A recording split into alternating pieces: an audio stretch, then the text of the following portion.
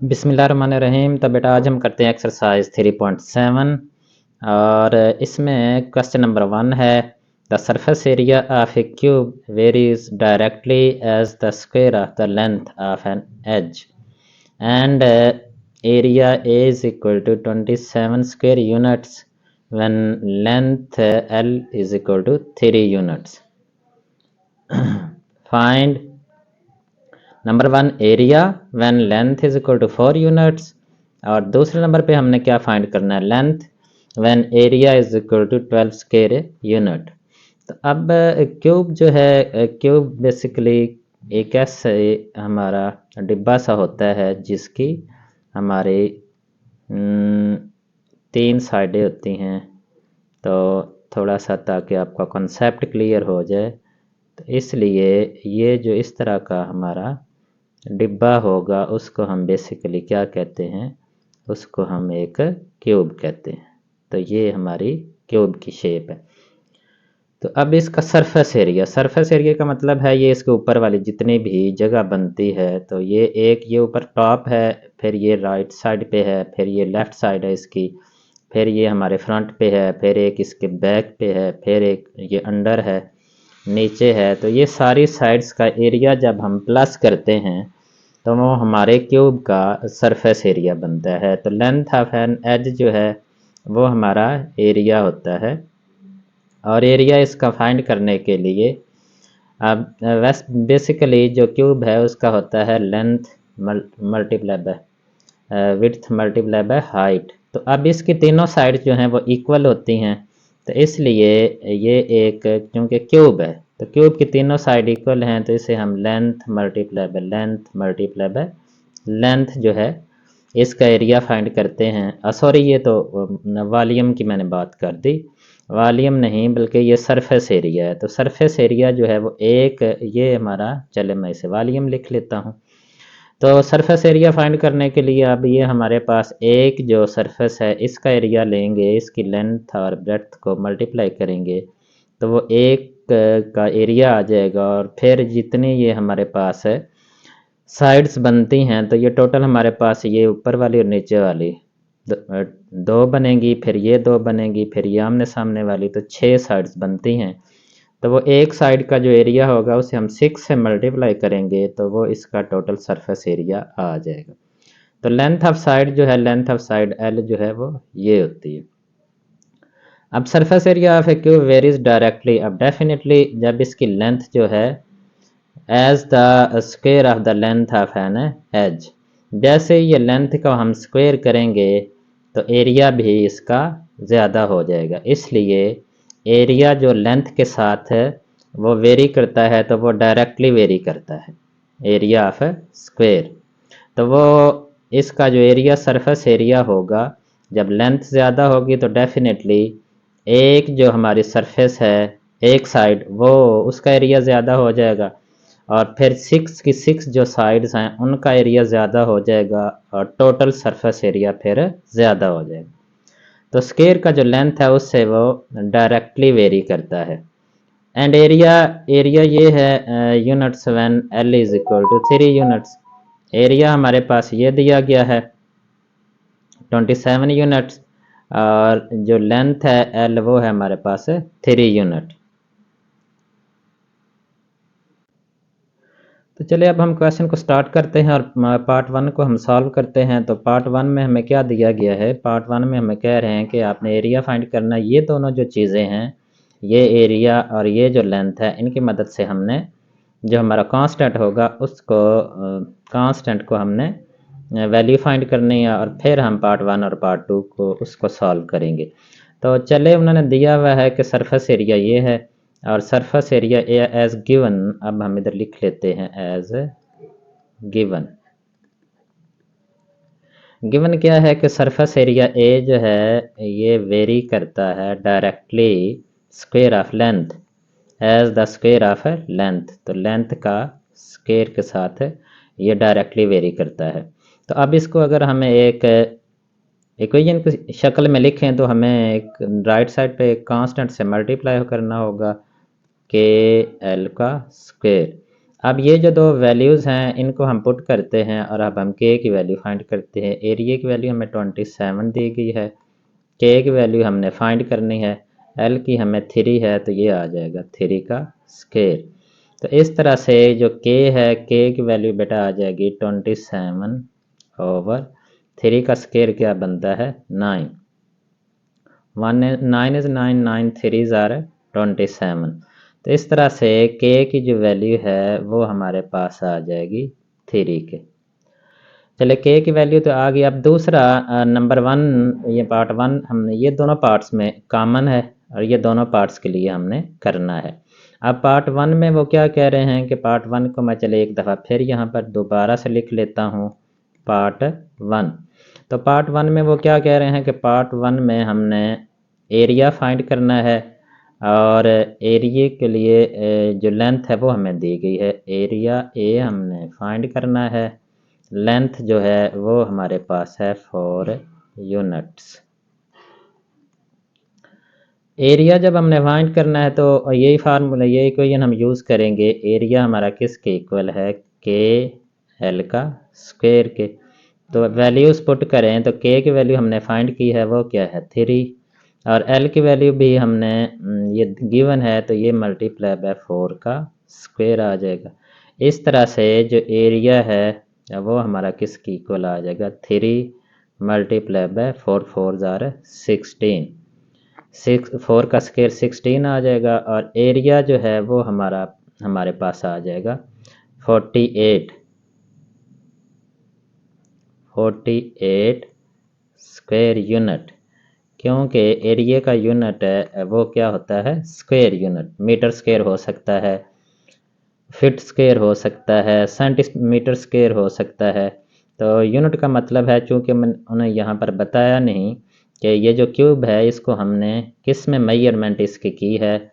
It may be in any unit, unit का मतलब ये है कि ये मीटर में भी हो सकता है, सेंटीमीटर में हो सकता है, फिट में हो सकता है। तो लेंथ का कोई भी यूनिट यहाँ पर हम यूज़ कर सकते हैं। तो अब हम जो सेकंड पार्ट है, सेकंड पार्ट उसको सॉल्व करते हैं। सेकंड पार्ट में हमें क्या दिया गया है, सेकंड पार्ट में हमें वो बता रहे हैं कि हमने फाइंड करना है, चले यहाँ तक ही है। तो सेकंड पार्ट में वो कह रहे हैं, सेकंड पार्ट में इधर लिख लेता हूँ पार्ट सेकंड में हमें एल फाइंड करना है, हमने लेंथ ऑफ एज फाइंड करनी है और एरिया हमें दिया गया है। एरिया हमारे पास क्या है, A is equal to 12 square unit, 12 square units. तो फिर दोबारा से हम वही इक्वेशन जो है वो यूज़ करेंगे। एरिया जो है वो हमारा किसके इक्वल है, area A is equal to K L square, K L का स्क्वायर है। तो अब इसमें हम वैल्यूज़ पुट करते हैं और देखते हैं कि हमारा आंसर क्या आता है। तो यहाँ पर एरिया जो है वो हमें क्या गिवन है, एरिया हमें यहाँ पर बेटा दिया गया है 12 स्क्वायर यूनिट और के की वैल्यू जो है, के की वैल्यू मुझे याद नहीं रही, चले हम ऊपर से देख लेते हैं कि के की वैल्यू जो है वो क्या है। के की वैल्यू है हमारे पास है 3, के की वैल्यू है 3। तो ये हम 3 यहाँ पर पुट करते हैं, के की वैल्यू सॉरी के की वैल्यू यहाँ पर आ जाएगी 3 और एल की वैल्यू हमने फाइंड करनी, ठीक है, एल स्क्वायर उसी तरह से आ जाएगा। अब 3 इधर मल्टीप्लाई हो रहा है, इधर आकर डिवाइड हो जाएगा, तो 12/3 इज इक्वल टू एल का स्क्वायर के। तो एल जो है वो हमारा किसके इक्वल आ जाएगा 4 के, एल स्क्वायर सॉरी। अब दोनों साइडों पे हम स्क्वायर रूट लेते हैं 4 के, तो इधर भी स्क्वायर रूट लेंगे और इधर भी स्क्वायर, स्क्वायर और स्क्वायर रूट कैंसिल हो जाएंगे। तो एल जो है वो हमारे पास आ जाएगा +-2 के। तो चूंकि जो लेंथ है वो कभी भी नेगेटिव नहीं हो सकती, लेंथ इज एज, इधर हम लिख लेते हैं as length is always a positive integer. तो ये हमेशा पॉजिटिव होती है। सो जो हमारी लेंथ है, लेंथ वो बेटा किसके इक्वल हमारी होगी, length is equal to +2 unit, +2 unit के इक्वल होगी। तो इस तरह से ये हमारा जो क्वेश्चन नंबर 1 है वो कंप्लीट हो जाएगा। बिस्मिल्लाहिर्रहमानिर्रहीम। तो बेटा अब हम करते हैं क्वेश्चन नंबर, हमारा है क्वेश्चन नंबर 2 3.7 का। 3.7 का क्वेश्चन नंबर 2 है the surface area S of the sphere varies directly as the square of radius R. तो पहले तुम्हें पता होना चाहिए जो surface area of S of the sphere, sphere जो है वो क्या होता है और उसका सरफेस एरिया जो है वो क्या होता है। तो स्फीयर बेटा जिस तरह हमारा एक बॉल होता है, जैसे कि हमारा क्रिकेट बॉल है, उसको that is a sphere, cricket ball. अभी यहाँ पर ये एक सर्कल की शेप मुझे मिली है तो वही मैंने बना दी है। तो बेसिकली ये सर्कल नहीं होता, circle is a different from a sphere. तो सर्कल तो बिल्कुल ये है, लेकिन जो स्फीयर होता है ये इसी तरह से, चले हम इधर भी समझ लेंगे, ये एक लाइन इधर भी लगाते हैं और एक लाइन अगर हम इधर लगा लें तो ये एक बाल की शक्ल बन जाएगी। तो ये जो बाल होता है ये हमारा जो गेंद होता है ये बेसिकली हमारा एक स्फीयर होता है। और इसकी जितनी बाहर वाली ये सतह है, बाहर वाले जितना भी वो गोल सी सतह होती है बाहर वाली, ये सारी जो है ये इसका सरफेस एरिया होता है। अब ये जो इसका सरफेस एरिया है वो अब इसके as square of the radius R, वो किसके साथ है, वो डायरेक्टली वेरीज डायरेक्टली, वो सरफेस एरिया जो है वो वेरीज करता है किसके साथ है, स्क्वायर ऑफ रेडियस। रेडियस अब क्या है, इसके सेंटर से लेकर इसकी जो सरफेस है यहाँ तक ये जो लेंथ बन रही है ये इसको रेडियस कहते हैं और ये आर से इसको ज़हर किया जाता है। अच्छा, तो ये इनके दरमियान ये आर स्क्वायर और सरफेस ये एक दूसरे के डायरेक्टली प्रोपोर्शनल हैं। तो हमें वो क्या कह रहे हैं कि एस जो है वो 16 पाए है और आर जो है वो 2 है। यहाँ पर उन्होंने कोई किसी किस्म के जो यूनिट है उनका जिक्र नहीं किया। तो हमने फाइंड करना है, रेडियस फाइंड करना है और सरफेस एरिया उन्होंने हमें दिया गया। तो चले हम सॉल्यूशन जो है वो फाइंड करते हैं। सॉल्यूशन, तो सरफेस एरिया जो है वो हमारे पास क्या है, एस एज गिवन, यहाँ पर हम लिख लेते हैं एज गिवन। क्या हमें दिया गया है कि सरफेस एरिया एस वो हमारा डायरेक्टली प्रोपोर्शनल है, directly varies directly as the square of radius R, square of radius R. अब ये तो प्रोपोर्शनैलिटी की फॉर्म है, अब इसे हम इक्वलिटी की फॉर्म में लिखते हैं तो एस किसके इक्वल आ जाएगा, के आर का स्क्वायर। अब ये दोनों वैल्यूज़ जो हमें दी गई हैं, ये एस की और ये आर की वैल्यू दी गई है, इसके मदद से हम कांस्टेंट जो है उसकी वैल्यू फाइंड करते हैं के। एस की वैल्यू जो है वो हमारे पास क्या है, 16 पाई इज इक्वल टू के की हमने वैल्यू फाइंड करनी है, आर की वैल्यू हमारे पास है 2, तो 2 का स्क्वायर क्योंकि आर का स्क्वायर है, इसलिए जो के की वैल्यू है वो हमारे पास आ जाएगी 16 पाई ओवर 2 का स्क्वायर क्या आ जाएगा 4, 1 4 इज़ 4, 4 4 आर 16। तो के की वैल्यू हमारे पास बेटा आ जाएगी 4 पाई, 4 पाई। अच्छा, अब हम अगेन जो इसी इक्वेशन को लेते हैं, अगेन एस जो है वो हमारा किसके इक्वल है, के आर का स्क्वायर। तो एस की वैल्यू जो है वो हमारे पास क्या है, 36 पाए, 36 पाए, और के की वैल्यू जो है वो हमारे पास है 4 पाए, और आर की वैल्यू हमने फाइंड करनी है। तो बिल्कुल अब सिंप्लीफाई इसको करना है, कोई मुश्किल नहीं है। ये 4 पाए जो है इधर मल्टीप्लाई हो रहा है, इधर आकर डिवाइड हो जाएगा। तो 36 पाए ओवर 4 पाए, यहाँ पर हमारे पास क्या बचेगा, आर का स्क्वायर, पाए पाए से कैंसिल हो जाएगा और 1 4 इज़ 4, और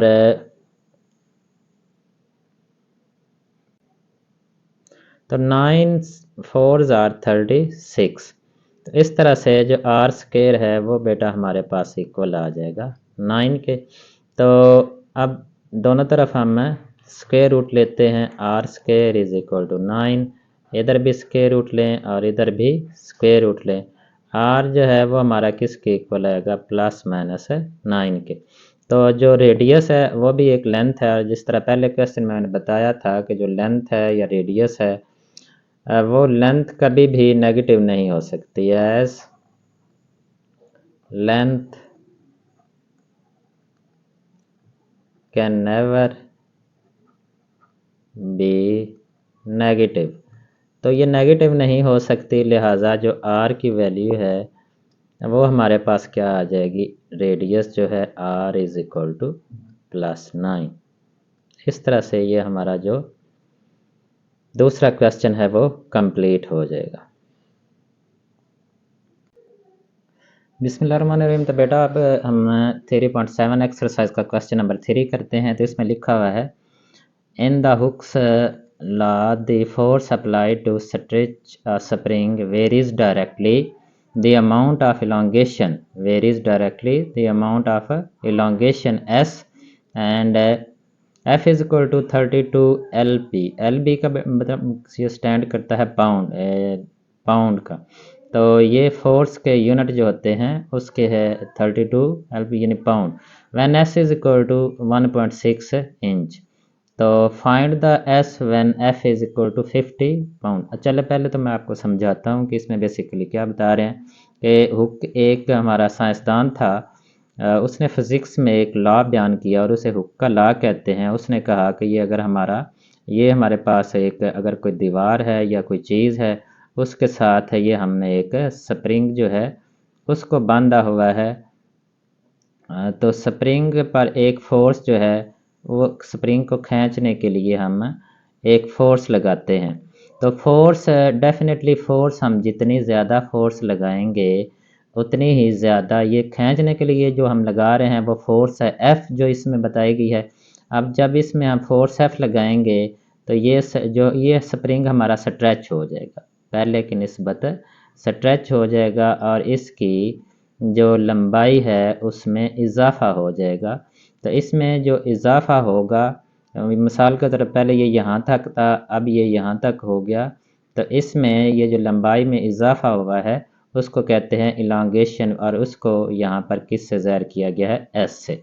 तो जितनी हम फोर्स ज़्यादा लगाएंगे डेफिनेटली उतनी ही यहाँ पर कम फोर्स लगाएंगे तो ये इसकी लंबाई में कम इजाफा होगा, इलांगेशन कम होगी। और अगर हम ज़्यादा फोर्स लगाएंगे तो जो इलांगेशन है वो भी ज़्यादा होगी। तो यही उसने लॉ बयान किया था हुक ने। तो अब इस क्वेश्चन को एक दफ़ा फिर समझें तो फिर आपको अब समझ आएगी। In Hooke's law the force apply to stretch और स्प्रिंग को स्ट्रेच करने के लिए जब फोर्स अप्लाइड की जाती है तो वो डायरेक्टली प्रोपोर्शनल होती है इलांगेशन एस के। ये जो है डायरेक्टली प्रोपोर्शनल मतलब कि जितनी फोर्स ज़्यादा होगी उतना ही हमारी इलांगेशन ज़्यादा होगी। तो अब ये दो उन्होंने क्वांटिटीज़ जो फोर्स और जो हमारी इलांगेशन उनकी वैल्यूज़ दी गई है, इनकी मदद से हम कांस्टेंट वैल्यू फाइंड करेंगे, कांस्टेंट का वैल्यू फाइंड करेंगे और इसके बाद ये पार्ट 1 को सॉल्व करेंगे और फिर हम पार्ट 2 को सॉल्व करेंगे। तो यहाँ पर एज गिवन हमें क्या है कि ये जो फोर्स है एफ ये डायरेक्टली प्रोपोर्शनल है एलोंगेशन एस के। फोर्स और इलांगेशन जो है डायरेक्टली प्रोपोर्शनल है। तो अब इसे हम एक इक्वेशन की सूरत में लिखते हैं के एस के। अब ये जो पहले दो क्वांटिटीज़ दी गई हैं, फोर्स हमारे पास है F32, के की वैल्यू हमने फाइंड करनी है, एस की वैल्यू हमारे पास है 1.6। तो इस तरह से यहाँ से के की वैल्यू क्या आ जाएगी, 32 डिवाइडेड बाई 1.6। तो के की वैल्यू हमारे पास आ जाएगी 32 और ऊपर हमारा 10 आ जाएगा, और क्योंकि ये पॉइंट ख़त्म करना है, नीचे हमारे पास 16 आ जाएगा। 116 is 16 2s are 32, तो 20 आ जाएगी। के की वैल्यू हमारे पास बेटा क्या आ जाएगी, 20। अब हम पार्ट 1 को करते हैं और पार्ट 1 में हमने क्या फाइंड करना है यहाँ से हम करते हैं, हो सकता है इसी पे यहाँ पर ही कंप्लीट हो जाए। तो पार्ट 1 में हमने क्या फाइंड करना है, पार्ट 1 में हमने एस फाइंड करना है। किसको फाइंड करना है, एस फाइंड करना है। और फोर्स हमें जो है वो दी गई है 50 पाउंड, 50 पाउंड। तो चले हम यही इक्वेशन लेते हैं हमारी, जो F इज़ इक्वल टू के एस के। तो S हमने फाइंड करना है, K की वैल्यू मौजूद है और F की भी। F की हमारे पास क्या वैल्यू है 50, और K की वैल्यू हमने अभी फाइंड की है, वो क्या है 20। तो S जो है ये हमने फाइंड करना है, ये उसी तरह से लिख लेते हैं। और आगे हम चलते हैं, ये 20 इधर मल्टीप्लाई हो रहा है, इधर आकर डिवाइड हो जाएगा। तो S जो है वो बेटा हमारा किसके इक्वल आ जाएगा, 50 डिवाइडेड बाय 20। तो ये कैंसिल हो जाएंगे। S जो है ये इलोंगेशन जो है ये आ जाएगी 5 को 2 से डिवाइड करेंगे तो 2.5 आ जाएगी। अब इसका यूनिट उन्होंने हमें यही नहीं बताया कोई भी, तो इसका यूनिट जो है वो उन्होंने नहीं बताया, इसलिए हम इसका यूनिट लिखते भी नहीं हैं। अच्छा, तो अब हम दूसरा स्टेप जो है पार्ट 2 हम करते हैं। तो पार्ट 2 में हमें क्या फाइंड करना है,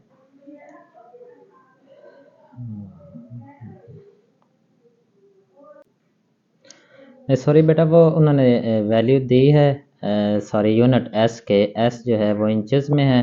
तो हम यूनिट में, तो वो पिछला क्वेश्चन मेरे जहन में था, तो वो मैंने इसलिए वही मेरे जहन में आ रहा था, तो मैंने कहा शायद इसका यूनिट नहीं है, लेकिन यहाँ पर उन्होंने यूनिट दिए हुए हैं। और एस जो है वो फिर हमारा आ जाएगा 2.5 inches, I N stand for inches. अच्छा, अब तो हम इसका जो सेकंड पार्ट है वो करते हैं। सेकंड पार्ट में हमें अब क्या फाइंड करना है, सेकंड पार्ट में हमने फोर्स एफ फाइंड करनी है, और इसका जो एस है वो हमें ये गिवन है, और के जो है वो हमने जो फाइंड किया है वही है, वो है हमारे पास है 20।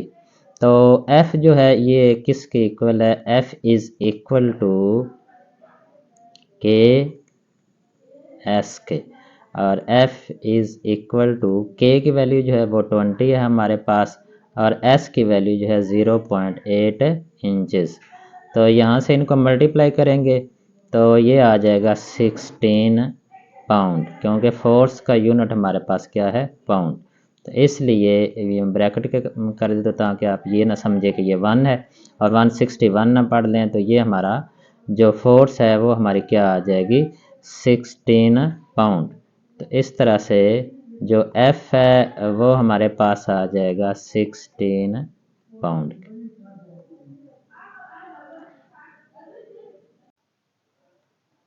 बिस्मिल्लाहिर्रहमानिर्रहीम।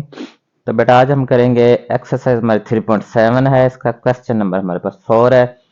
क्वेश्चन नंबर 4 में क्या बताया जा रहा है, क्वेश्चन नंबर 4 हमें गिवन है the intensity of light from a given source. Intensity of light जिसको हम आई से रिप्रेजेंट करेंगे, वो एक सोर्स है हमारे पास और उससे वो निकल रही है, एक गिवन सोर्स है उससे लाइट निकल रही है, और इसकी जो इंटेंसिटी का क्या मतलब होता है, उसकी शिद्दत varies inversely as the square of distance. तो वो वेरीज करती है, इनवर्सली वेरी करती है स्क्वायर ऑफ डिस्टेंस। यानी लाइट अगर हमारे पास कोई एक यहाँ पर लाइट का सोर्स है, ये इधर हमारे पास एक लाइट का ये सोर्स है जिससे लाइट निकल रही है, और ये लाइट जो है जैसे जैसे ये डिस्टेंस ज़्यादा होता जाएगा, डेफिनेटली इसकी जो शिद्दत है, इसकी शिद्दत लाइट की यहाँ नज़दीक जो है वो ज़्यादा होगी, और जैसे जैसे डिस्टेंस ज़्यादा होता जाएगा ये इसकी जो इंटेंसिटी है वो कम होती जाएगी। अगर हम सोर्स के करीब होंगे तो वहाँ पर लाइट ज़्यादा होगी, उसकी इंटेंसिटी, उसकी जो शिद्दत है वो ज़्यादा होगी। जैसे जैसे हम सोर्स से दूर होते जाएंगे तो वो जो इंटेंसिटी है, लाइट की इंटेंसिटी, वो आहिस्ता आहिस्ता कम होती जाएगी। तो इसलिए जो डिस्टेंस होता है यहाँ से, ये सोर्स से लेकर इसको, ये जो इसको हम किस से रिप्रेजेंट करते हैं, डी से। ये डी से और ये लाइट की जो इंटेंसिटी है इसे हम आई से रिप्रेजेंट, यानी यहाँ पर आई ज़्यादा है, यहाँ पर आई जो है ये अगर इसको हम I1 रखें तो ये I2 रखें, यहाँ पर आई, इसको अगर यहाँ पर जो लाइट की इंटेंसिटी होगी उसको हम I3 अगर रखें तो I1 जो है वो ज़्यादा है, एंड I2 जो है इज स्मॉलर देन I1। यहाँ पर I1 से I2 जो है इंटेंसिटी इस जगह पर वो I1 जो इंटेंसिटी यहाँ थी उससे कम है। इसी तरह से अगर हम यहाँ पर आ जाएं एंड पर I3 जो है डिस्टेंस ज़्यादा हो गया है, तो इस जगह पर जो इंटेंसिटी ऑफ लाइट होगी वो इंटेंसिटी I2 से भी कम होगी, यानी कि I3 is also smaller than I2।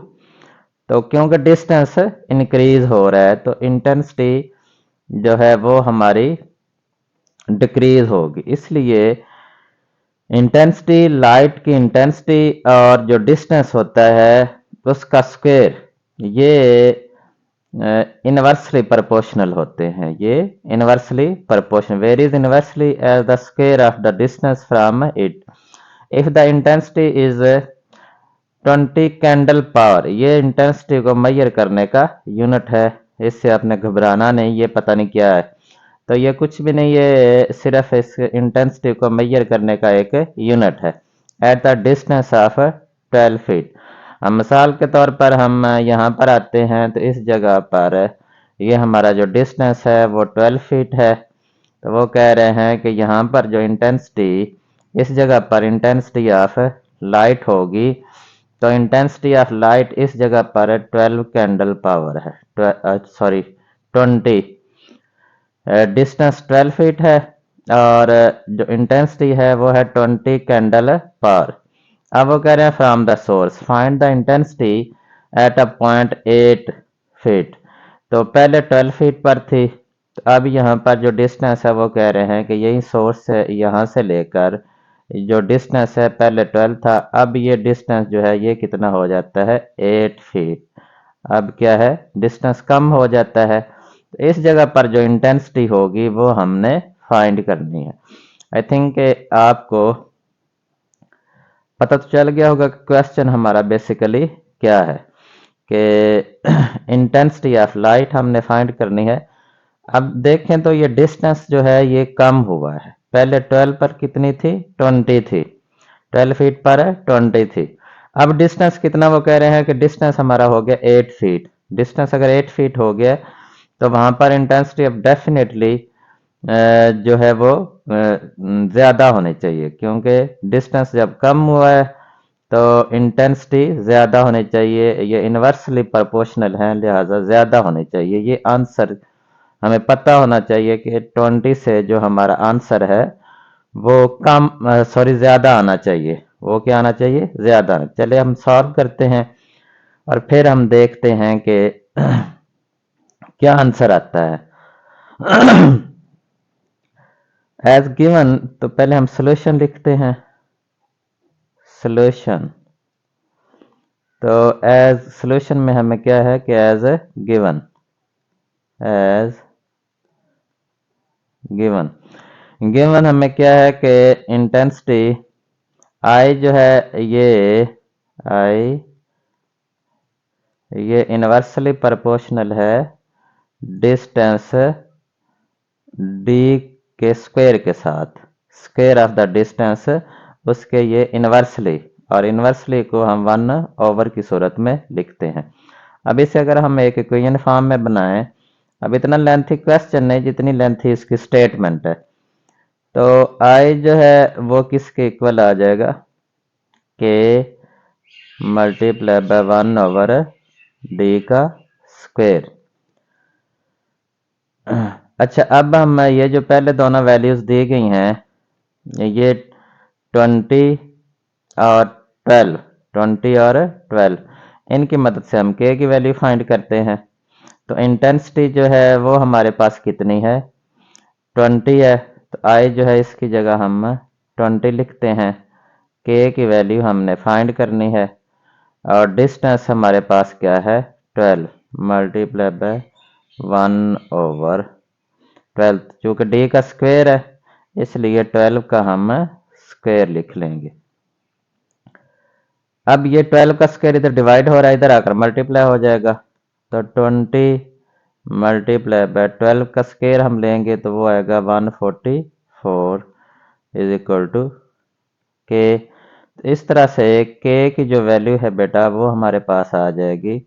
इनको मल्टीप्लाई करें तो ये 0 इस तरह से आ जाएगी और 2 4 ज़ार 8, 2 4 ज़ार 8, 1 2 इज 2, तो ये कांस्टेंट जो के है इसकी वैल्यू हमारे पास आ जाएगी।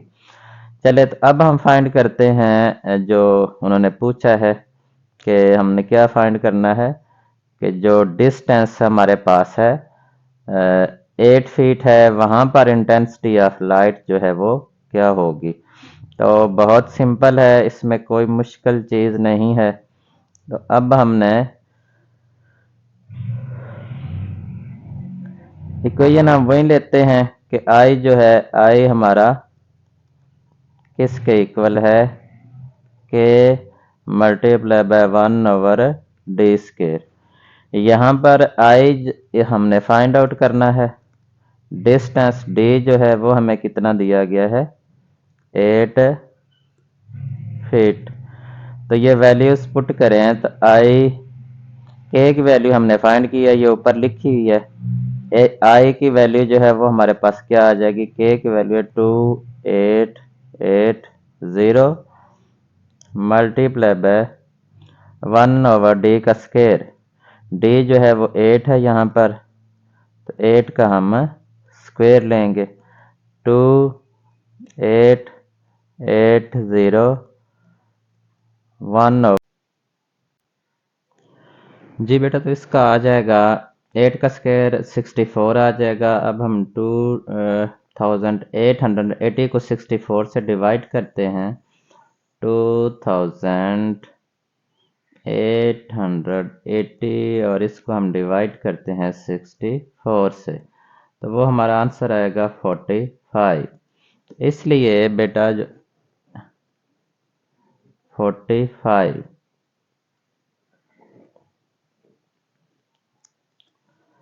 तो जो इंटेंसिटी ऑफ लाइट है वो 45 कैंडल पावर, क्योंकि ऊपर यूनिट ने क्या दिया हुआ था कैंडल पावर, तो इसलिए जो इंटेंसिटी ऑफ लाइट है वो आ जाएगी 45 कैंडल पावर। और देख लें, मैंने कहा था कि ये जो इंटेंसिटी है चूँकि डिस्टेंस डिक्रीज हो गया कम हो गया, तो इसलिए ये जो हमारी इंटेंसिटी है ये ज़्यादा होनी चाहिए, तो वो क्या आई है 45।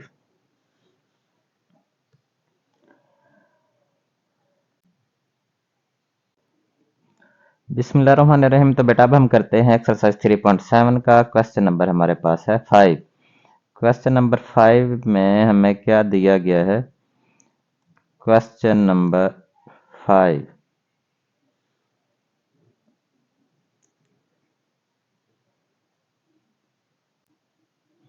क्वेश्चन नंबर 5 कह रहे हैं the pressure P in a body of fluid varies directly as the depth D.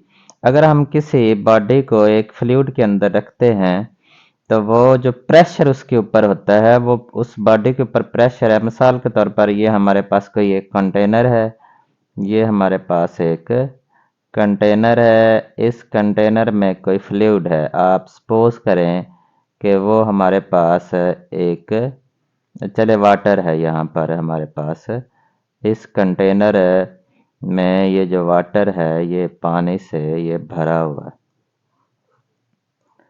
अब इसके अंदर कोई हम एक बॉडी डालते हैं, कोई एक चीज़ लेते हैं और वो इसके अंदर हम रखते हैं, तो वो जितनी उसकी डेप्थ ज़्यादा होगी उतना ही प्रेशर ज़्यादा होगा। तो मिसाल के तौर पर यहाँ पर जो प्रेशर है ये बॉडी है हमारे पास, चलो ये मैं किसी और कलर की ले लेता हूँ ताकि थोड़ा सा ज़्यादा क्लियर हो सके, तो रेड कलर इसको हम कर लेते हैं। तो ये बॉडी है, तो इस बॉडी की ये वाटर की जो यहाँ से ये इसकी डेप्थ इतनी होगी डी। तो ये डेप्थ कम है तो इसके ऊपर जो पानी इस बॉडी के ऊपर प्रेशर डाल रहा है वो प्रेशर जो है इसके ऊपर कम होगा। और जैसे जैसे ये नीचे की तरफ जाएगी बॉडी यहाँ पर आएगी तो अब चूंकि ये इसका डिस्टेंस अब यहाँ से लेकर यहाँ तक हो जाएगा, डिस्टेंस ज़्यादा हो जाएगा तो प्रेशर ज़्यादा हो जाएगा। अब ये D1 है, ये D2 है। अब ये बिल्कुल बॉटम पे जब चली जाती है ये बॉडी तो ये अब डिस्टेंस जो है इसका और ज़्यादा हो जाएगा, ये यहाँ से लेकर यहाँ तक ये डिस्टेंस इसका होगा D3। तो यहाँ पर प्रेशर अब इसके ऊपर वाटर कम है तो प्रेशर जो है वो कम होगा, यहाँ पर प्रेशर जो है और बढ़ेगा D2 पर, और D3 पर प्रेशर और ज़्यादा होगा। यानी कि जो डिस्टेंस और प्रेशर हैं वो एक दूसरे के डायरेक्टली प्रोपोर्शनल होते हैं। तो इसमें यही बात बताई गई है। स्टेटमेंट्स इन क्वेश्चन की बहुत लंबी हैं लेकिन ये क्वेश्चन इतने लेंथी नहीं है। तो चलिए अब हम सॉल्यूशन की तरफ आते हैं और इसमें पहले मैं एक दफ़ा फिर आपको समझा देता हूँ कि इसमें क्वेश्चन में बेसिकली वो क्या पूछ रहे हैं। क्वेश्चन में पूछ रहे हैं कि प्रेशर जो है, प्रेशर ये तो उन्होंने बता दिया, ये मैंने आपको समझा भी दिया कि ये डेप्थ और प्रेशर जो है एक दूसरे के डायरेक्टली प्रोपोर्शनल होते हैं। और ये किस तरह से डायरेक्टली प्रोपोर्शनल होते हैं, क्योंकि डेप्थ ज़्यादा होती जाती है तो प्रेशर भी ज़्यादा होता जाता है। जब एक चीज़ बढ़ती है तो दूसरी भी बढ़ती है, तो वो दोनों क्वांटिटीज़ जो है उनके दरमियान डायरेक्ट प्रोपोर्शनल होते हैं, वो डायरेक्टली एक दूसरे के प्रोपोर्शनल। अब उन्होंने पहले बताया the pressure exerted on the bottom of the tank of A column of fluid. पहले उन्होंने कहा है कि 5 जो कॉलम है फ्लूइड का, ये कॉलम बॉटम पर चीज़ पड़ी हुई है 5 फुट इज यहाँ पर। तो यहाँ पर जो प्रेशर है, यहाँ पर जो टोटल हाइट है वो कह रहे हैं 5 फीट है, 5 फीट। और वो यहाँ पर जो डेप्थ है, डेप्थ पर पड़ी हुई है, बिल्कुल नीचे पड़ी हुई है। तो हाइट यहाँ पर कितनी बन जाती है 5 फीट। और इस पर, इस जगह पर जो प्रेशर पड़ रहा है वो है 2.25 pound per square inch, 2.25 pound per square inch इस जगह पर। How deep the fluid must be, how deep the fluid must be to exert a pressure of 9 pound per square inch. तो अब वो कह रहे हैं कि प्रेशर जो है वो हमें कितना चाहिए, 9 पाउंड पर स्क्वायर इंच। तो अब पहले प्रेशर जो है वो कितना है 2.25। तो अब हमें प्रेशर जो है वो और ज़्यादा चाहिए। तो इसका मतलब है कि यहाँ पर प्रेशर जो है, ये प्रेशर है जो पहले 2.25 था, ये हमें 2.25 नहीं बल्कि वो कह रहे हैं कि हमें चाहिए 9 पाउंड पर स्क्वायर इंच। तो 9 पाउंड पर स्क्वायर इंच चाहिए। तो इसके लिए जो डेप्थ है, ये डेप्थ कितनी होनी चाहिए। तो पहले ही वो बॉटम पर पड़ी है, तो इसका मतलब है कि ये डेप्थ, अब अगर प्रेशर ज़्यादा चाहिए तो डेप्थ हमें ज़्यादा चाहिए। तो कंटेनर हमें कोई और ज़्यादा बड़ा लेना पड़ेगा जिसमें ज़्यादा पानी आ सके। तो पहले हमें वो देखना पड़ेगा कि वो कंटेनर जो है अगर बॉटम में उस चीज़ को रखें और उसमें हमें कितना हाइट का कंटेनर जो है वो चाहिए ताकि वो प्रेशर जो है वो कितना हो सके, 9 पाउंड पर स्क्वायर इंच, पर स्क्वायर इंच हो सके। तो वो हमने देखनी है, हाइट फाइंड करनी है उस कंटेनर की। ये कंटेनर छोटा है क्योंकि इसकी आप समझ लें, the pressure exerted on the bottom of a tank by a column fluid 5 feet height. तो पहले इसकी 5 फीट है। तो अब ये प्रेशर जो भी चीज़ पड़ी है बॉटम पर उस पर 2.25 pound per square inch pressure डाल रहा है। लेकिन अब हमें प्रेशर चाहिए 9.16 9 सॉरी, ये मैंने 16 खुद ही पढ़ गया हूँ, तो आप लोग ये पाउंड है, 9 pound per square inch pressure चाहिए। तो इसके लिए डेफिनेटली जब ज़्यादा प्रेशर चाहिए होगा तो हमें ज़्यादा डेप्थ की ज़रूरत होगी और हमें और ज़्यादा बड़ा कंटेनर लेना पड़ेगा। तो सॉल्यूशन में कोई प्रॉब्लम नहीं है, बहुत आसान क्वेश्चन है। तो चले पहले हम इसको सॉल्व करते हैं और देखते हैं कि क्या आंसर इसका आता है। तो एज गिवन, एज गिवन क्या हमें दिया गया है कि जो प्रेशर P है प्रेशर P और directly as the depth D, ये डायरेक्टली प्रोपोर्शनल है D के। जब इक्वलिटी के फॉर्म में लिखेंगे तो P इज इक्वल टू के डी, तो K हमने फाइंड करना है, लिहाजा D जो है वो इधर आकर डिवाइड हो जाएगी। अब देख ले, क्वेश्चन बहुत आसान है, सिर्फ इसको समझना, और इसकी स्टेटमेंट ज़्यादा लेंथी है, क्वेश्चन कोई मुश्किल नहीं है। तो K की वैल्यू हम फाइंड कर लेते हैं। जो पहली दो वैल्यूज़ हमें दी गई हैं उसमें हमारे पास क्या क्या वैल्यूज़ दी गई हैं। D जो है वो 5 है, डेप्थ और प्रेशर जो है वो 2.5 है। तो प्रेशर 2.25 ओवर डेप्थ जो है वो हमारे पास है 5। तो इस तरह से यहाँ से हम कैलकुलेटर की मदद से इसकी वैल्यू फाइंड कर सकते हैं। 2.25 डिवाइडेड बाई 5, 2.25 डिवाइडेड बाई 5, तो 0.45 जो है 0.45 के की वैल्यू आ जाएगी। अच्छा, अब दोबारा से हम वही इक्वेशन लेते हैं। इक्वेशन हमारी क्या है, P इज इक्वल टू के डी। तो अब P जो है, P हमें दिया गया है दूसरी स्टेटमेंट में, प्रेशर जो है वो 9 है, K की वैल्यू जो है वो भी हमारे पास है 0.45, और यहाँ पर हमने डेप्थ फाइंड करनी है। तो ये 9 डिवाइडेड बाई 0.45 हम करेंगे तो डेप्थ जो है वो हमारे पास आ जाएगी। एक दफ़ा फिर हम कैलकुलेटर का यूज़ करते हैं। तो कैलकुलेटर में अब हमने क्या करना है, 9 को डिवाइड करना है 0.45 से। तो इस तरह से 20 डेप्थ डी जो है वो हमारे पास क्या आ जाएगी, 20 फीट।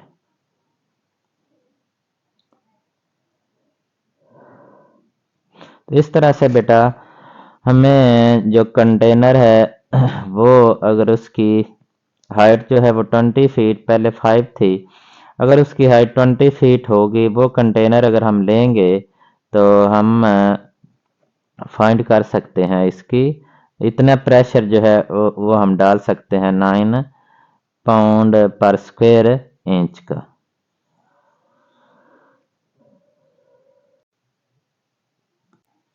बिस्मिल्लाहिर्रहमानिर्रहीम। बेटा अब हम करते हैं एक्सरसाइज 3.7 का क्वेश्चन नंबर 6 है। क्वेश्चन नंबर 6 में क्या बताया जा रहा है कि द लेबर कास्ट से, लेबर कास्ट यानी कि जो हम किसी काम पर कोई मजदूर लगाते हैं उनकी जो हमें कास्ट आती है उसको हम क्या कहते हैं, मजदूरी की जो कास्ट होती है उसको कहते हैं लेबर कास्ट। और लेबर कास्ट को यहाँ से वो किस से कह रहे हैं, सी से रिप्रेजेंट कर रहे हैं। Varies jointly as the number of the workers, N जो वहां पर काम करने वाले लोग जो है, नंबर ऑफ वर्कर्स, इसका मतलब है वहां पर जो लोग काम कर रहे हैं उनको हम किस से रिप्रेजेंट करेंगे, एन से। And number of days D, number of average, ये ए वी से मतलब है average, average number of days D, days जो होते हैं वो हम किससे रिप्रेजेंट करते हैं, डी से। तो डेफिनेटली ये तो एक काम सादा सी बात है कि अगर कहीं पर हम किसी कोई मकान वगैरह बना रहे हैं या कोई भी काम कर रहे हैं तो उस काम के लिए हमारे पास जो लेबर कास्ट होगी, जो लोगों को हम मेहनत मजदूरी देंगे, जो आम लफ्ज़ों में हम कह सकते हैं कि जो हम लोगों को दिहाड़ियाँ देते हैं, तो वो जब लोगों की तादाद ज़्यादा होगी तो वो ज़्यादा होगी। और इसके अलावा एवरेज दिन जो है, जितने दिन जो लोग काम करेंगे, जैसे जैसे दिन बढ़ते जाएंगे तो वो जो कास्ट है वो भी बढ़ती जाएगी। दिन कम अगर हम लगाएंगे तो कास्ट कम होगी, दिन ज़्यादा लगाएंगे तो कास्ट ज़्यादा होगी। इसके भी ये डायरेक्टली प्रोपोर्शनल है। और अगर हमारे पास लेबर जो है वो कम होगी, यानी मजदूर हमारे पास कम होंगे तो कास्ट भी कम होगी। और अगर लेबर जो है वो ज़्यादा होंगे तो कास्ट भी ज़्यादा होते हैं। इसके भी ये डायरेक्टली प्रोपोर्शनल है। इफ़ द कास्ट ऑफ, अब वो कह रहे हैं कि हमारे पास जो लेबर हैं 800 लोग जो हैं वो किसी जगह पर काम कर रहे हैं। ये सिर्फ ये मैंने समझाने के लिए बात की है। अदरवाइज लेबर जो है वो कहीं जो फैक्ट्रियां होती हैं वहां पर अब आप कहेंगे कि 800 लोग जो हैं वो हम कहाँ लगा सकते हैं, तो ये बड़ी बड़ी फैक्ट्रियां और इस तरह के वहां पर लोग काम करते हैं, फैक्ट्रियां बनाने के लिए नहीं बल्कि तो गारमेंट्स की फैक्ट्री है तो वहां पर लोग काम कर रहे हैं। तो वहां पर बहुत ज्यादा तादाद में लोग काम करते हैं, तो वहां पर जो लोग काम कर रहे हैं वो 800 हैं और वो 13 दिन काम करते हैं और उनकी जो हमें लेबर पे करनी पड़ती है वो है 2,86,000, 2,86,000, 2,86,000 रुपीज उनको हमें पैसे देने पड़ते हैं। तो वो कह रहे हैं find the labour cost. Labour cost फिर आप मालूम करें कि जब 600 जो लोग हैं वो काम कर रहे हैं, वो 18 दिनों के लिए काम करते हैं, तो फिर आप उनकी जो लेबर कास्ट है वो फाइंड करें। तो चलिए अब हम सॉल्यूशन की तरफ आते हैं। सॉल्यूशन क्वेश्चन ये इतने मुश्किल नहीं है, इतनी इनकी लंबी लंबी स्टेटमेंट्स में मुश्किल नहीं है, सिर्फ थोड़ी लेंथ ही है। तो चले पहले क्वेश्चन मैं थोड़ा सा डायरेक्ट ही करता रहा हूँ, तो अब यहाँ पर मैं चीज़ों को लिख लेता हूँ एज गिवन। गिवन हमें क्या है कि लेबर कास्ट को हमने किससे शो करना है, थोड़ा सा मैं ये डिटेल में कर देता हूँ। लेबर कास्ट वो किससे शो हो रही है, से।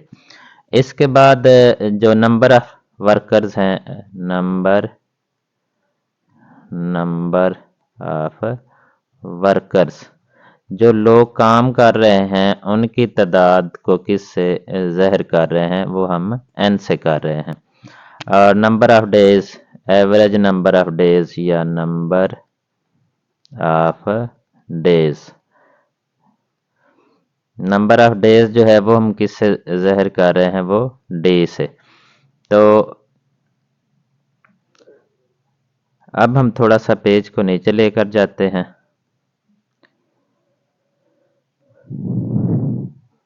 अब यहाँ पर हम लिखते हैं कि एज गिवन। चले थोड़ा और पेज को ऊपर कर लेते हैं ताकि हमें बार बार जो है वो ना करना पड़े। अच्छा, अब एज गिवन,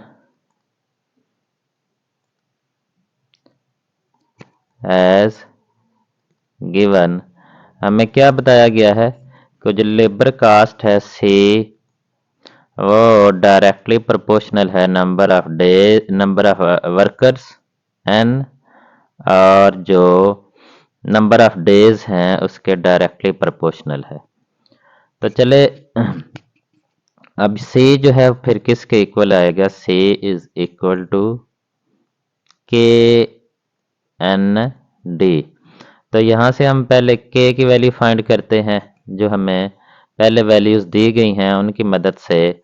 तो पहले हमें 3 वैल्यूज दी गई हैं, उन तीनों वैल्यूज की मदद से हम के की वैल्यू फाइंड करते हैं। तो सी जो है वो हमें कितनी दी गई है, सी कास्ट, लेबर कास्ट है वो 2,86,000। वर्कर जो है वो हमारे पास डब्ल्यू जो है, सॉरी डब्ल्यू नहीं ये एन है, जो हमारे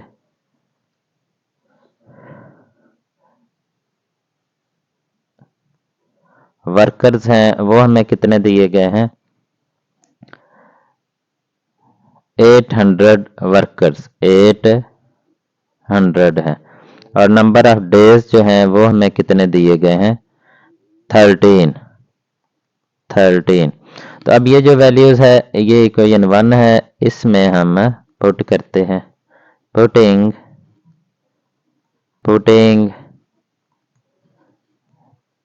these values in equation 1।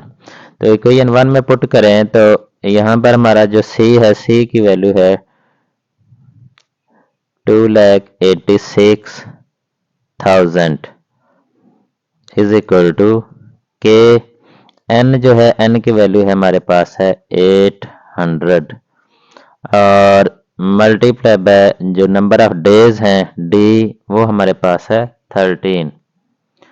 तो यहाँ से के की वैल्यू फाइंड करेंगे तो ये दोनों इधर आकर डिवाइड हो जाएंगे, 286 1000 divided by 800 multiplied by 13 286,000 over in दोनों को हम मल्टीप्लाई करते हैं तो वो देखते हैं कि हमारे पास आंसर क्या आता है 800 मल्टीप्लाई बाय 13 तो ये है 10,400। तो अब इनको हम डिवाइड करते हैं 286,000 डिवाइडेड बाय 10,400 तो 27.5K की वैल्यू आ जाएगी। अच्छा अब हम दोबारा से वो दूसरी पार्ट लेते हैं जिसमें हमारे पास है दूसरे पार्ट में हमें क्या दिया गया है तो उसमें कास्ट ऑफ जो नंबर ऑफ वर्कर्स हैं वो हमें दिए गए हैं n वो है हमारे पास है 600 और डेज जो हैं वो है हमारे पास 18 डेज हैं। k की वैल्यू हमने अभी फाइंड की है k जो है वो 27.5 आया हमारा आंसर और कास्ट जो है वो हमने फाइंड करनी है तो वही ये इक्वेशन 1 हम लिखते हैं c is equal to KND तो k जो है ये हमारे पास है 27.5 n जो है वो है 600 और d जो है वो हमारे पास है 18 तो इन तीनों को हम मल्टीप्लाई करते हैं और हमारी जो कास्ट है वो आ जाएगी तो मल्टीप्लाई हम करते हैं तो 27.5 मल्टीप्लाई बाय 600 मल्टीप्लाई बाय 18 तो ये आ जाएगा 2,97,000 RS तो इतनी कास्ट जो है बेटा हमारी आएगी। इस तरह से ये क्वेश्चन जो है ये हमारा कंप्लीट हो जाएगा। 2,97,000 एक जीरो इधर और डालनी थी। बिस्मिल्लाहिर्रहमानिर्रहीम तो बेटा अब हम करते हैं question number 7 the supporting load of a pillar varies supporting load जो है उसको किससे रिप्रेजेंट किया जा रहा है सी से supporting load of a pillar उस varies directly as the fourth power of its diameter D diameter को किससे जाहिर किया जा रहा है डी से and inversely as the square of its height L यानी कि यहाँ पर बताया जा रहा है कि अगर हमारे पास कोई एक पिलर हो ये हमारे पास पिलर है यहाँ पर मैं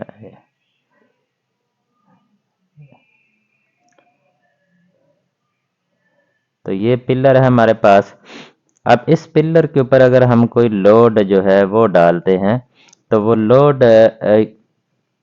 लोड को हम सी से रिप्रेजेंट करते हैं किससे जाहिर करते हैं सी से वेरीज डायरेक्टली वो डायरेक्टली प्रोपोर्शनल होता है as the fourth power of its diameter ये जो डायमीटर है डायमीटर का क्या मतलब है यहाँ से ये गोल पिलर है और ये जो सर्कुलर इसका ऊपर वाला सर्कल है इस ऊपर वाले सर्कल का सेंटर से लेकर सॉरी दोनों तरफ क्योंकि डायमीटर रेडियस की बात नहीं हो रही किसकी बात हो रही है डायमीटर तो ये इसका तो ये जो होगी ये लाइन ये इसका डायमीटर तो इसकी फोर्थ पावर डायमीटर की फोर्थ का पावर है डी की पावर 4 तो ये दोनों आपस में डायरेक्टली प्रोपोर्शनल हैं कि सी जैसे जैसे डायमीटर ज़्यादा होता जाएगा तो उस पिलर की जो सपोर्ट है लोड को सपोर्ट करने की वो ज़्यादा लोड वो बर्दाश्त कर सकेगा जैसे डायमीटर कम होता जाएगा यानी पिलर की गोलाई कम होती जाएगी इसकी जो मोटाई है वो कम होती जाएगी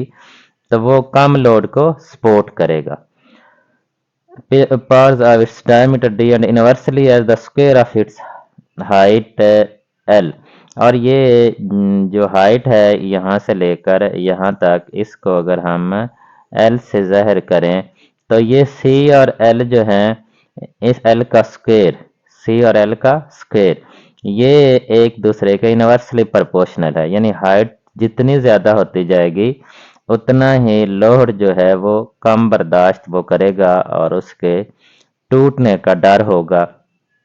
लेकिन जितनी हाइट है, ये जो लेंथ है वो कम होगी, उतना वो ज़्यादा लोड बर्दाश्त करेगा और वो टूटेगा नहीं। तो इसलिए ये जो लोड है और इसकी हाइट, ये एक दूसरे के हाइट का स्केयर, हाइट को किससे रिप्रेजेंट किया जा रहा है, एल से, और लोड और हाइट का स्केयर जो है ये एक दूसरे के इनवर्सली प्रोपोर्शनल है। तो आगे वो क्या कह रहे हैं, पिलर ऑफ, अब हमारे पास एक पिलर है, उसका डायमीटर जो है वो हमारे पास कितना है, 6 इंचेस, यानी कि डी जो है वो हमारे पास 6 इंचेस है। हाइट जो उसकी है एल, वो हमारे पास कितनी है, 30 फीट है।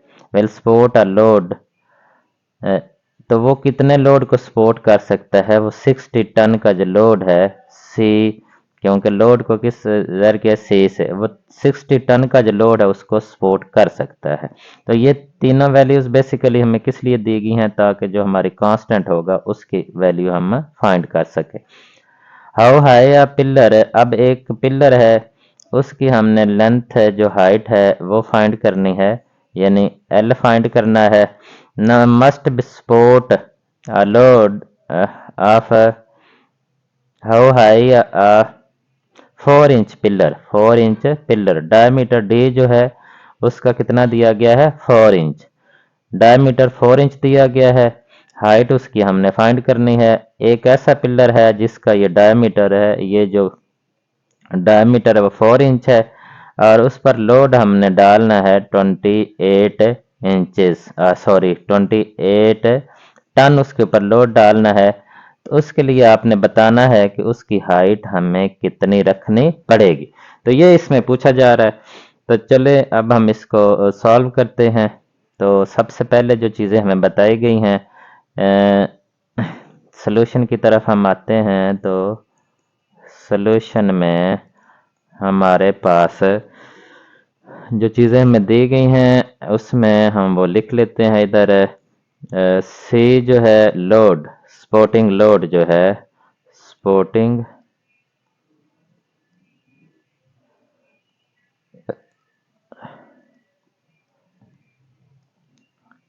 इसको किस से रिप्रेजेंट किया जा रहा है, सी से, और ये हमें कितना दिया जा रहा है, 60, पहले जो दिया जा रहा है 63 टन है हमारे पास।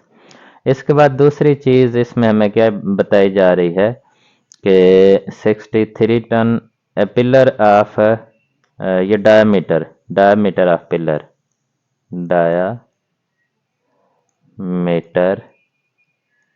ऑफ पिलर, पिलर का डायमीटर इसको हम डी से शो करेंगे, और ये कितना है, 6 इंच, 6 इंच। और तीसरी चीज़ जो है वो हमारे पास है, हाइट उसकी है, 6 इंच का डायमीटर है, हाइट है उसकी, height of pillar, height of pillar, तो ये हमारे पास एल है। एल जो है वो हमें 30 फीट है, वो कितनी है हमारे पास है, 30 फीट। तो अब हमें जो चीज़ बताई गई है, पेज को हम थोड़ा सा ऊपर कर लेते हैं।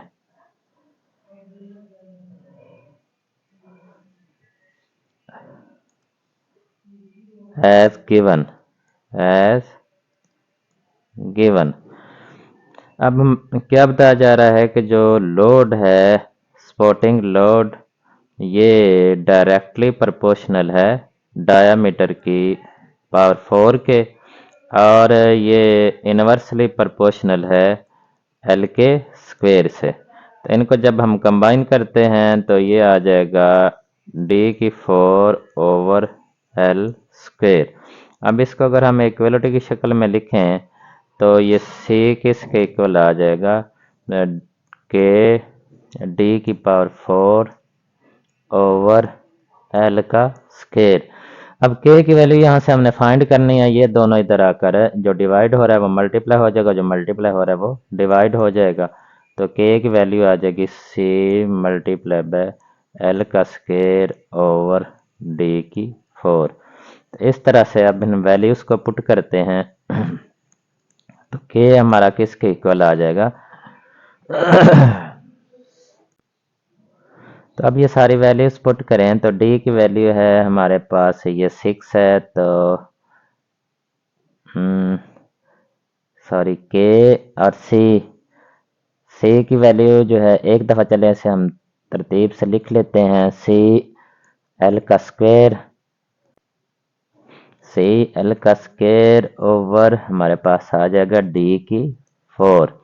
तो वैल्यूज पुट करें, सी की वैल्यू है हमारे पास 63 मल्टीप्लाई बाय एल जो है एल की वैल्यू हमारे पास है 30 का स्क्वायर आ जाएगा। और डी जो है डायमीटर है वो हमारे पास है 6 इंचेस, तो 6 की 4।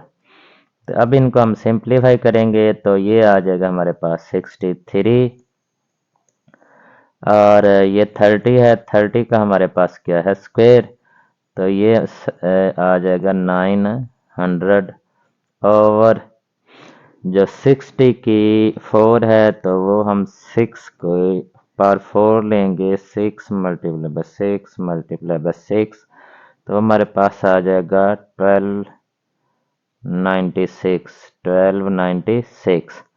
अब इनको हम सिंप्लीफाई करेंगे, 63 को मल्टीप्लाई करेंगे 900 के साथ और इसको फिर हम डिवाइड करेंगे 1276 1263 मल्टीप्लाई बाय 900 और इसे डिवाइड करते हैं 1296 से, तो ये केक की वैल्यू हमारे पास आ जाएगी, इधर ही छोटा सा मैं लिख लेता हूँ 43.75। तो ये पेज को बेटा हम थोड़ा सा ऊपर कर लेते हैं। अच्छा, तो अब हमारी जो दूसरा हमने फाइंड आउट करना है, फाइंड आउट हमने क्या करना है, how high a 4 inch pillar, height जो हमें दी गई है। दूसरा पार्ट चले हम इसको कर लेते हैं जिसमें हमने फाइंड आउट करना है। इसमें एक हमने हाइट फाइंड करनी है कि वो हाइट जो है वो हमारी कितनी होनी चाहिए। डायमीटर उन्होंने बताया है कि वो हमारे पास है, वो ऊपर सारा मैंने आपको बता दिया है, वो 4 इंच है उसका। और वो उसने लोड कितना सपोर्ट करना है, लोड उसने सपोर्ट करना है सी वो 28 टन। तो इतना लोड सपोर्ट करने के लिए जब उसका डायमीटर 4 इंच होगा तो उसकी हमें कितनी हाइट चाहिए। तो फिर हम दोबारा से वही इक्वेशन लेंगे जो कि है हमारी सी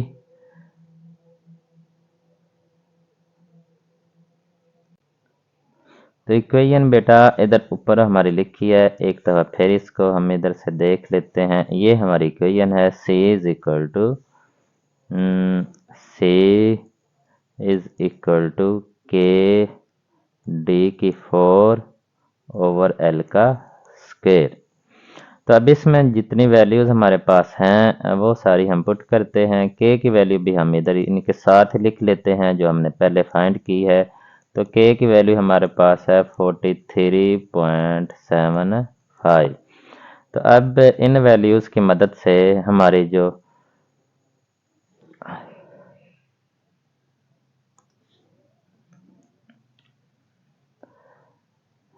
अच्छा, तो ये सी जो है ये हमारे पास क्या है 28 है।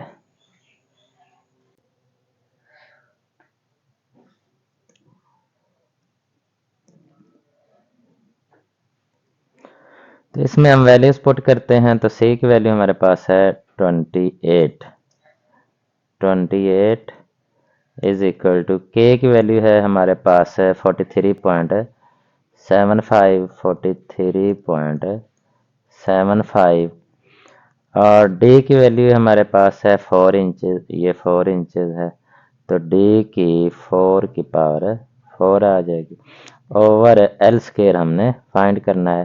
तो अब इसमें क्या करेंगे, एल स्केयर इधर डिवाइड हो रहा है, इधर जाकर इसे मल्टीप्लाई कर दो, ये 28 इधर मल्टीप्लाई हो रहा है, इसे इधर पर डिवाइड कर दें तो एल स्क्वेयर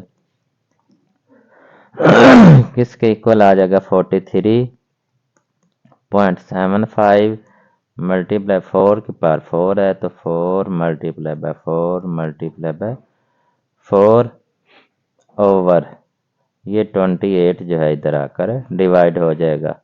इस तरह से एल स्क्वायर जो है इनको हम सिंप्लीफाई करते हैं और इसका देखते हैं क्या आंसर है क्या आता है।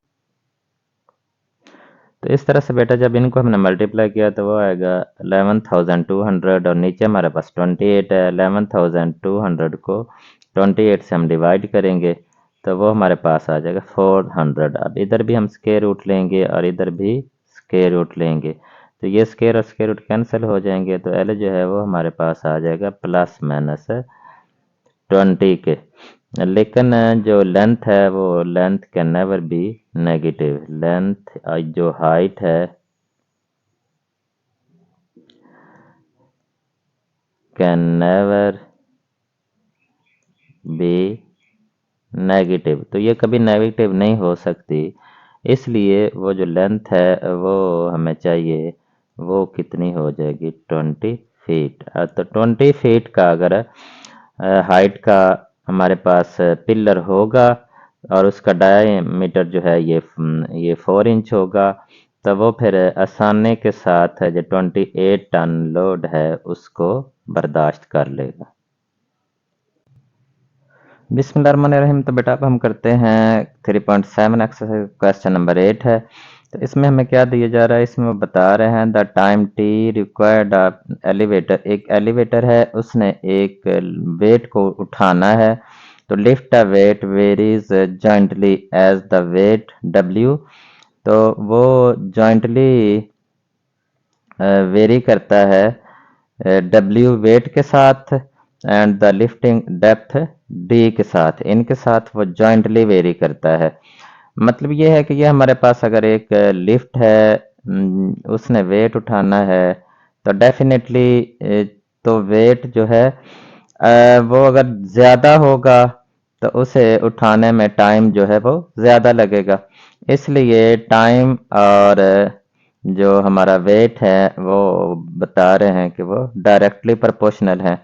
इसके अलावा अगर हाइट जो डेप्थ है वो डेप्थ ज़्यादा होती जाएगी तो उस लिफ्ट को नीचे से ऊपर तक वेट लेकर आने में वो भी ज़्यादा टाइम लगेगा। और टाइम दूसरा वो कह रहे हैं कि वो जो डेप्थ है डी उसके भी डायरेक्टली प्रोपोर्शनल है, लेकिन varies inversely as the power of motor. लेकिन उसमें जो मोटर लगी है उसके varies inversely as the power P of the motor. अब पी जो है वो टाइम उसके इनवर्सली वेरी कर रहा है पावर पी के, तो उसके इनवर्सली वेरी कर रहा है। तो इसका क्या मतलब है, डेफिनेटली एक जो एलिवेटर है उसमें अगर ज़्यादा हार्स पावर की मोटर हम इस्तेमाल करेंगे तो वो कम टाइम में वेट को नीचे से उठाकर ऊपर ले जाएगी। लेकिन इसके बरक्स अगर जो मोटर उस एलिवेटर में काम कर रही है वो उसकी हार्स पावर जो है वो उसकी पावर जो है वो कम है तो वो वो ज़्यादा टाइम लेगी। लेकिन अगर उसकी पावर ज़्यादा है तो टाइम कम लेगी, इसलिए पावर के ये इनवर्सली प्रोपोर्शनल है। तो फिर वो क्या कह रहे हैं कि अब हमारे पास एक लिफ्ट है वो 25 सेकंड में लेकर जाती है और उसकी जो मोटर है उसकी पावर जो है वो 4 हार्स पावर है और वो जो वेट लेकर जाती है वो 500 पाउंड है। और वो हमारी जो हाइट है वो 40 जो हाइट है 40 फीट डेप्थ जो है उससे लेकर जाती है। तो इन इन वैल्यूज की मदद से हमने क्या फाइंड करना। आगे मैंने थोड़ा सा क्वेश्चन सारा नहीं लिखा, बहुत लेंथी क्वेश्चन था, इतने लेंथी क्वेश्चन हैं लेकिन इनका सोल्यूशन बहुत आसान है, मुश्किल भी नहीं है। तो वो टाइम की थोड़ी सेविंग के लिए मैंने ये शॉर्टकट ही लिखा है। तो इसमें ये जो वैल्यूज दी गई हैं ये तो हमें बेसिकली किसके लिए दी गई हैं, जो कांस्टेंट है उसकी वैल्यू फाइंड करने के लिए।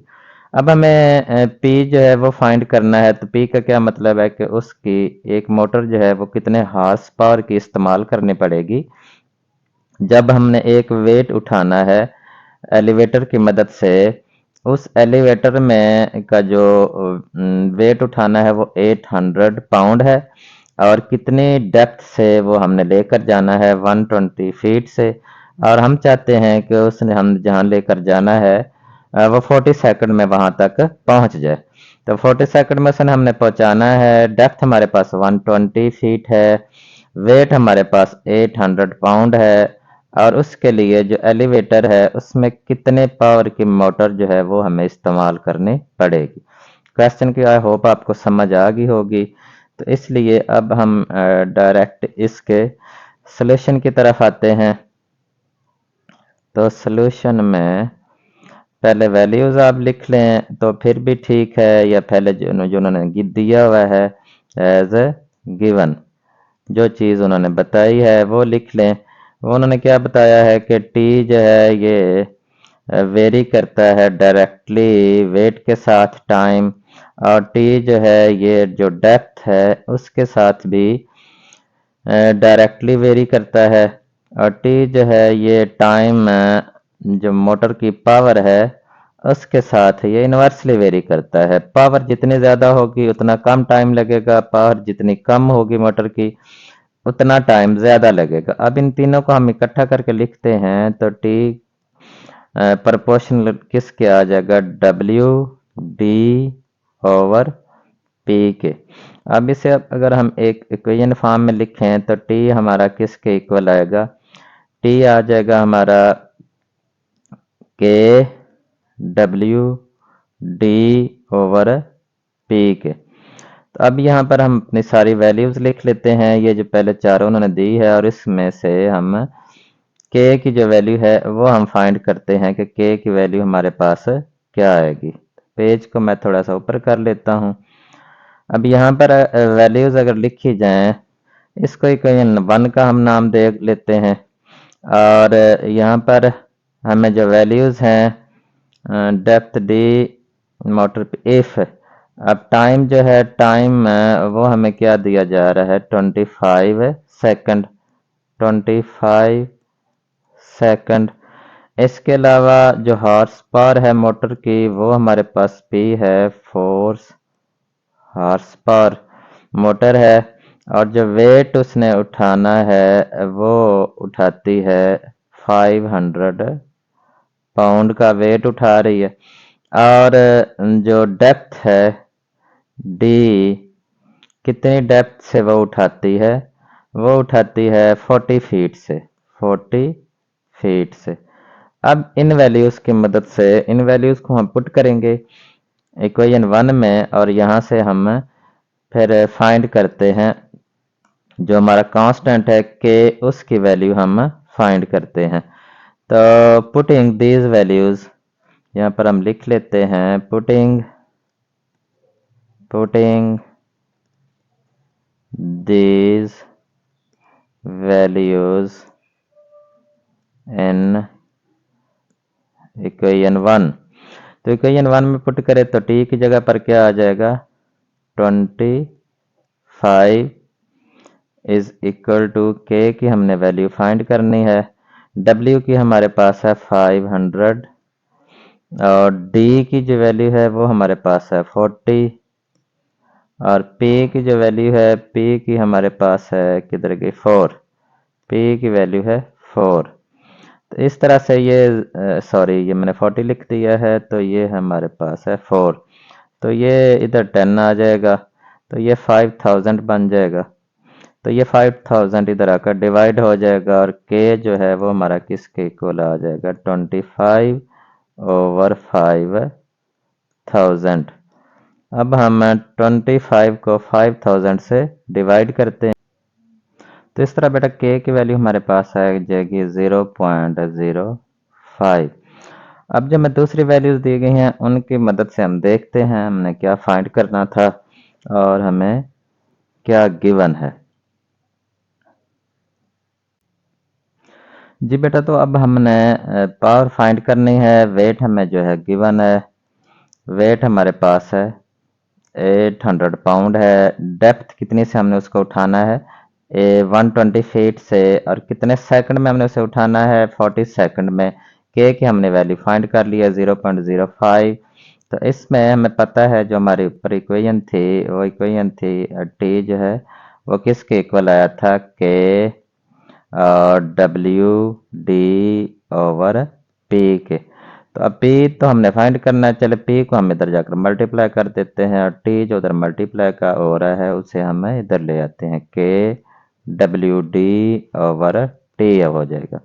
अब इनमें वैल्यूज पुट करें तो के की वैल्यू हमारे पास 0.05 है, डब्ल्यू की वैल्यू जो है वो हमारे पास 800 है, इसके अलावा डी की वैल्यू जो है वो हमारे पास है 120 है, और टी की वैल्यू जो है वो हमारे पास कितने सेकंड है, कहाँ गया, 40 second, 40 second.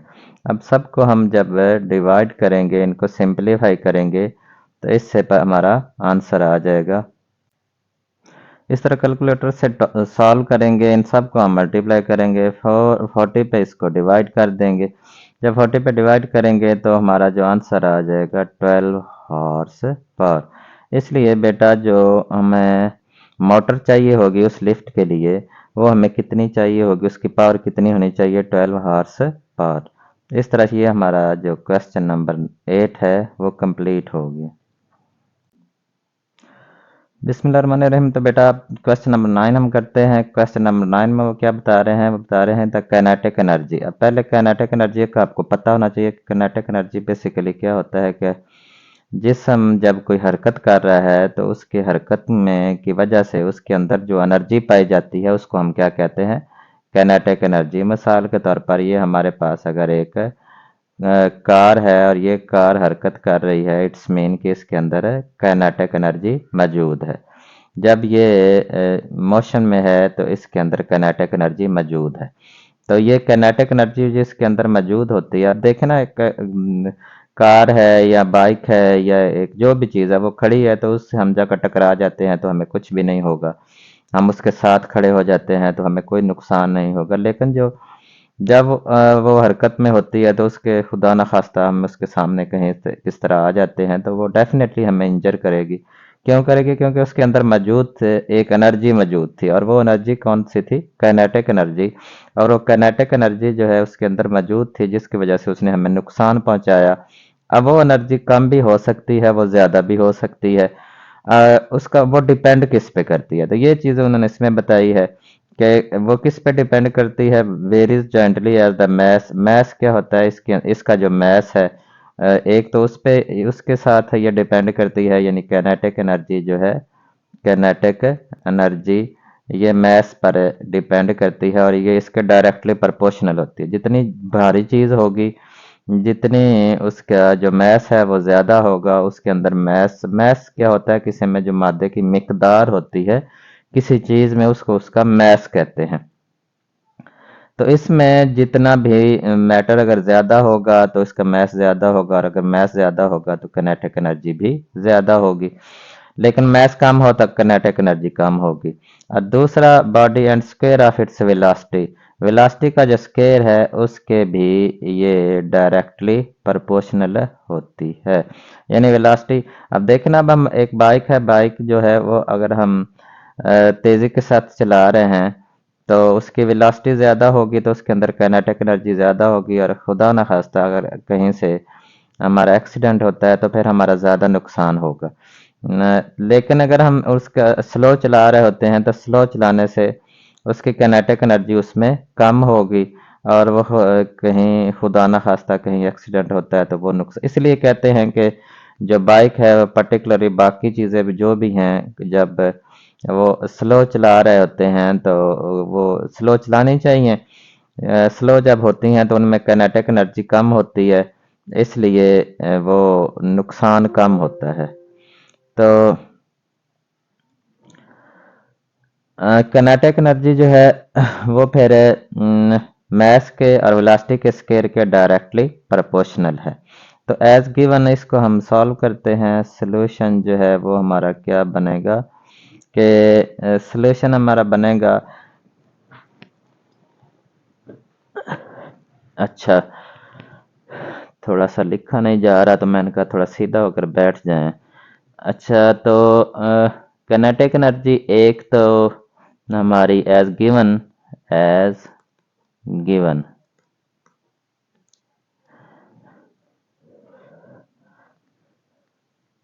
Kinetic energy directly proportional है मास के, और किनेटिक एनर्जी जो है वो डायरेक्टली प्रोपोर्शनल है वी स्केयर के। इनको हम इकट्ठा लिखते हैं तो जॉइंटली लिखते हैं तो ये होगा m, ये भी मैं m ही कर देता हूँ, m v का स्केयर। अब इसे हम एक इक्वेशन की फॉर्म में बनाएंगे तो किनेटिक एनर्जी जो है वो किसके इक्वल होगी, k m v का स्क्वायर। अब इसमें हम वैल्यूज पुट करते हैं जो पहले हमें दी गई हैं, तो के एम वी का स्क्वायर।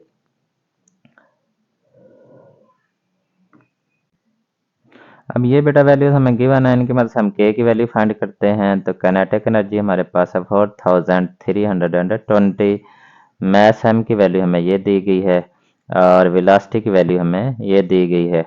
तो ये हम 4000 इधर, चलिए मैं थोड़ा कलर चेंज कर लेता हूँ। तो हाँ, अब किनेटिक एनर्जी 4320, के की वैल्यू हमने फाइंड करनी है, एम की वैल्यू है हमारे पास 45 और वे की वैल्यू है हमारे पास 24 का स्क्वायर आ जाएगा, 24 स्क्वायर। तो अब ये दोनों इधर मल्टीप्लाई हो रहे हैं, अब दूसरी साइड पर जाकर डिवाइड हो जाएंगे तो के किसके इक्वल आ जाएगा, 4320 ओवर 45 मल्टीप्लाई बाय 24 का स्क्वायर।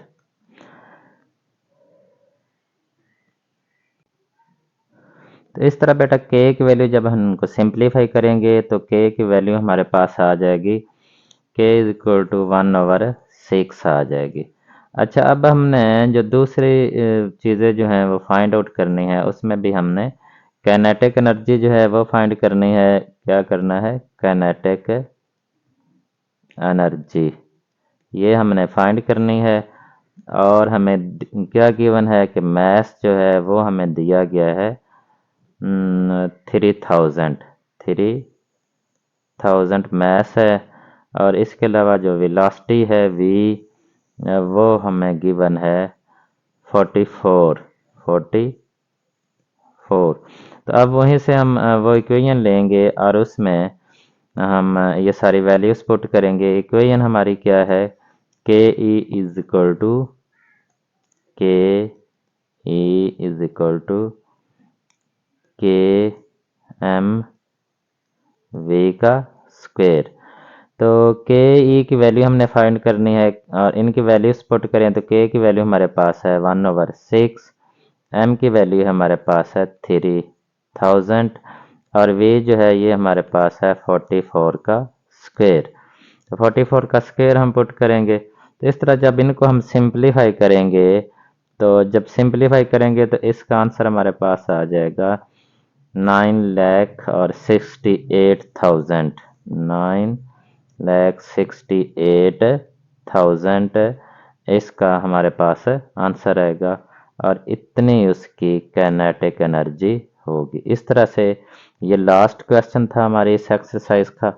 ये एक्सरसाइज भी कंप्लीट होगी और ये क्वेश्चन भी हमारा कंप्लीट हो गया।